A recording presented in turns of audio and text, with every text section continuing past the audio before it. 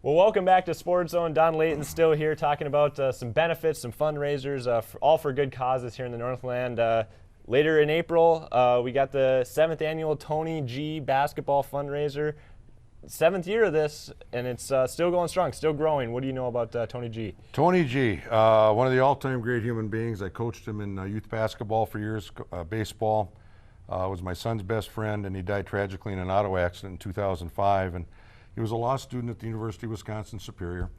And his friends and family, Mark Johnson, I think, was one of the head organizers of this. He still is to this day. And Mike Ronio and my son, Chris Layton, they all got together and they said, what can we do for Tony? And so they developed a 3-on-3 tournament because that was Tony's love. He loved basketball. He was a great basketball player. And this year on April 16th and 17th over at the Wellness Center, EW Superior, they're going to have the 7th annual tournament. And all the money that's raised, and they're looking for, I think they're averaging about 90 teams if I'm not mistaken every year. All the money that's raised there goes towards a scholarship fund. The community, many businesses, many individuals have donated time and money to this cause and prizes, and what they're doing is all going back to the scholarship for the Tony G Memorial Scholarship at UWS for a law student. I mean, it's an incredible deal. It's an incredible undertaking by the young people, his friends, because when Tony died, he was only about 24 years old, and maybe 23. And for young people to get involved that much and really care about something and really get involved and dig into it, and what they have produced has been incredible over the last 6 years, and this year will be no different. It's just an incredible thing for Tony G, and everybody misses him every day. Problem is, I'm a Cardinal fan. He was a Twins fan, so he'd always talk to me about 1987, and I didn't like Tony for that.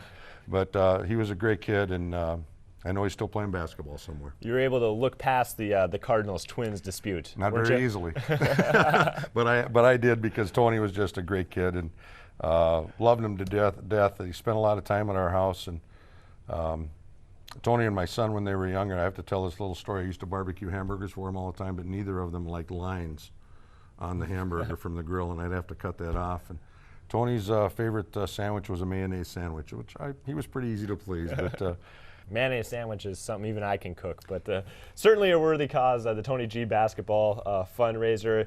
You're involved in a lot of worthy causes nowadays, Don, but one that kind of goes all year is your efforts to raise some money for the Second Harvest Food Bank. Tell us a little bit about that.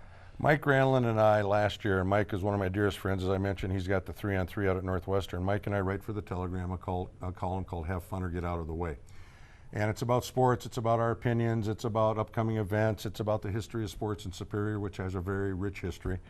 And last year at Christmas time, we kind of came up with this idea because we read in the paper that the food shelves were pretty bare right after Christmas. I mean, everybody contributes before Christmas, so everybody has something, but after Christmas they're kind of bare, and we thought, well, we got to try and do something to help that out. So last year we took it upon ourselves to raise $10,000, which the Second Harvest Food Bank can turn into $100,000 worth of rescued food. They get food from all over the nation that they can truck in. They get it for a very cheap price, and so it's a 10-to-1 ratio. So this year, we raised our $10,000 last year with the help of Grizzlies. They raised $4,200 for us in one night, a big dinner they had over there during their remodel. And this year we're looking to raise $20,000, which hopefully it works. That'll be 100,000 meals. And so we just want anybody that wants to help us out, simply just read the articles. You can send any donation you'd like, a monetary. If everybody sent $5, and I'm not looking for somebody to send $1 million, although we would take it. If everybody that listens to me on the iFan, who I webcast for, and we did over 66 basketball games this year, my friend Pat Flynn and I, if everybody that listens gave us $5, everybody who reads the columns gave us $5, we'd have our $20,000. So we're looking for people to please do that. Please be generous. $5 is all we need. You can mail it to the Telegram or the Chamber. I'm the only Layton in the phone book in Superior. You can mail it directly to me or to my Reuben bank account. But Zach, it's just, the people in our area are tremendous. The businesses are tremendous, and we're just asking for a little more help from them. Perfect. Thanks a lot, Don. I appreciate it, and hopefully everybody knows when and where to go for these things. I know Don will be the first one to tell you he can't do it alone. So thanks a lot for coming in, and we'll see you over the next month or so. Thank you. My pleasure. We'll have more Zone coming up right after this.